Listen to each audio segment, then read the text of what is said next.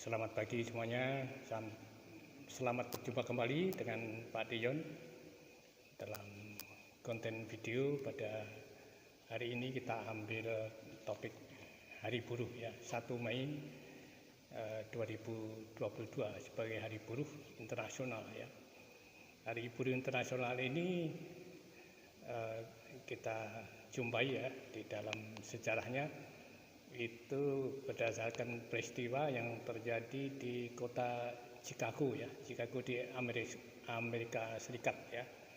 Tepatnya tanggal 1 Mei 1886 ya.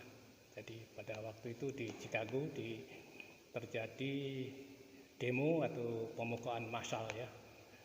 Pemukulan massal yang terjadi tanggal 1 Mei sampai tanggal 4 ya, 4 Mei ya. Di lapangan Haymarket Chicago ya. Pada waktu itu keadaan buruh tentu tidak sebaik keadaan buruh sekarang ya. Bahkan pada waktu itu buruh itu harus bekerja lebih dari 8 jam ya, bahkan sampai 14 jam atau 16 jam sehari ya. Karena pada waktu itu tentu belum diketemukan mesin-mesin yang canggih ya, yang berproduksi secara cepat ya. Barangkali karena keadaan waktu itu masih banyak yang manual ya, sehingga buruh-buruh harus bekerja lebih dari 8 jam ya. Diberitakan pada waktu itu kerja buruh bisa 14 jam sampai 16 jam satu hari ya. Nah, itu demo pada 1 Mei 1886 itu bertujuan ya untuk menuntut ya supaya pekerjaan itu hanya 8 jam. Nah, itu yang berlaku sampai sekarang ya. Sekarang maka kalau buruh bekerja di pabrik itu hanya 8 jam, sehingga dalam satu hari itu bisa terjadi 3 shift ya, 3 shift, sehingga gantian ya, ada pagi sampai siang ya, siang sampai menjelang malam, lalu menjelang malam sampai pagi ya, sehingga sampai terjadi 3 kali shift sekarang kan, 8 kali 3 sehingga 24 jam itu dibagi 3 ya.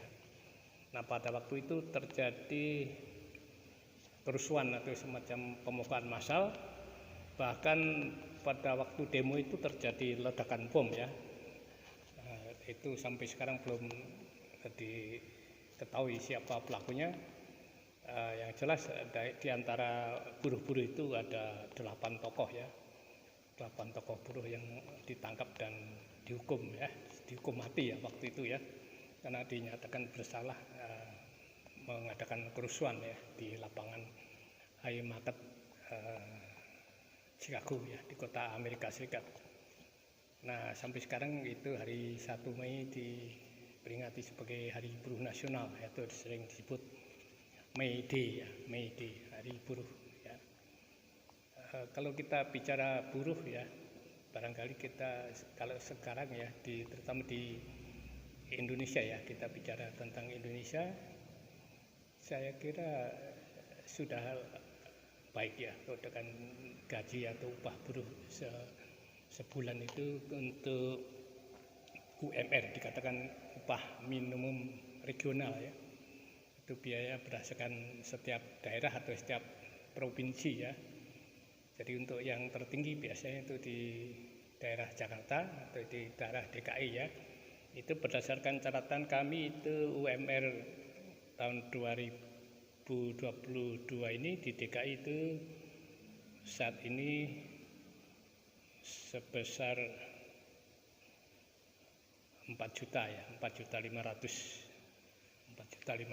sekian ya, 4.500.000 sekian ya. Dikatakan ada kenaikan 0,85% ya dari upah tahun 2021 sebelumnya ya. Kemudian direvisi kembali ya, direvisi lagi oleh Gubernur DKI menjadi kenaikannya menjadi 5,1% ya. Jadi berdasarkan kenaikan 5,1% itu, jadi gaji UMR tahun 2022 menjadi 4 juta ya, 4.600.000-an ya, 4.640.000-an ya, itu kurang lebih ya.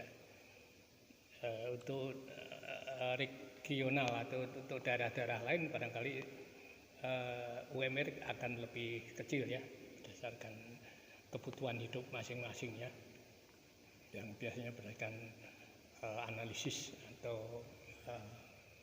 statistik ya, biasanya di BPS itu, Badan Pusat Statistik Nasional, itu menentukan kelayakan hidup ya di masing-masing daerah sekian ya. Sehingga untuk DKI sudah kurang lebih 4.600.000-an ya UMR-nya itu. Kalau kita banding dengan pekerja lain ya, barangkali kalau kita berbicara dengan buruh, bukan buruh ya, bukan pekerja-pekerja lain ya, misalnya guru saja ya. Kalau kebetulan Pak Deyon itu jadi mantan guru, jadi kalau kita lihat guru itu, untuk guru yang bekerja di sekolah-sekolah swasta terutama ya, untuk guru-guru yang bekerja sebagai pegawai negeri atau ASN, aparatur sipil negara, atau dulu disebut PNS ya, pegawai negeri sipil, itu gajinya sudah sangat bagus ya. Di samping mereka mempunyai gaji yang cukup tinggi, mereka masih memperoleh tambahan tunjangan yang disebut sertifikasi ya. Sertifikasi itu biasanya berdasarkan gaji atau gaji pokok ya, gaji pokok setiap bulannya itu cukup tinggi juga ya untuk pegawai negeri sipil atau ASN ya. Tapi untuk guru-guru swasta ya, guru-guru swasta terutama yang kecil ya, swasta kecil, ini gajinya masih di bawah gaji buruh ya. Jadi ada yang mungkin 1 bulan itu gajinya hanya 600 atau 700.000 ya. Ya paling tinggi mungkin ada 1 juta atau 2 juta ya. Kalau untuk swasta-swasta yang internasional ya, yang terkenal ini, mereka memang bisa sama dengan gaji dari pegawai negeri sipil atau ASN ya. Bahkan mungkin bisa lebih tinggi lagi ya, terutama untuk sekolah-sekolah internasional ya.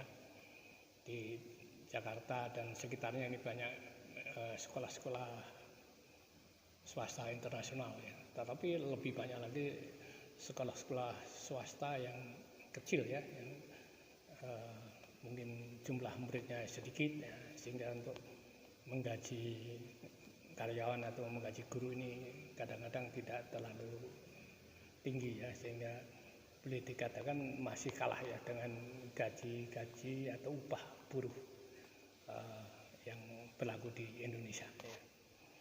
Untuk itu kita harapkan bahwa mungkin upah buruh yang sudah cukup baik ini cukup disyukuri ya. Jadi jangan terlalu dibawa ke ranah-ranah politik ya, sehingga biasanya buruh-buruh ini setiap tahun ada demo besar-besaran ya untuk menuntut kenaikan gaji yang cukup tinggi, sehingga mungkin dampaknya bagi industri ya, atau perusahaan-perusahaan yang mungkin kurang bagus ya, kurang mampu untuk menggaji buruh ya, mungkin akan berpikir 2 kali ya untuk mengadakan investasi atau membuka usaha di Indonesia ya, sehingga mereka memindahkan usaha mereka ke luar daerah atau bahkan ke luar negeri ya, untuk mencari upah buruh yang mungkin dikatakan memadai atau ya tidak rugi lah ya. Perusahaan tidak mau rugi, karena kalau rugi ya bangkrut ya.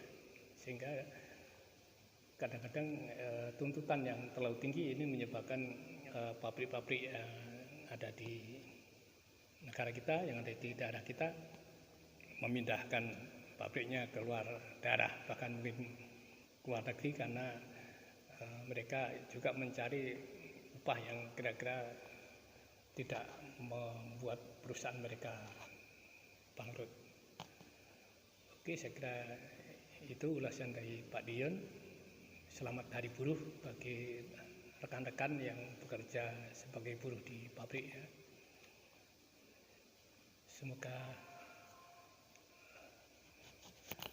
Bapak Ibu semuanya yang bekerja di pabrik ya sebagai buruh tetap menjalankan pekerjaan dengan baik dan kita jaga supaya kondisi ekonomi kita bertambah baik. Terima kasih.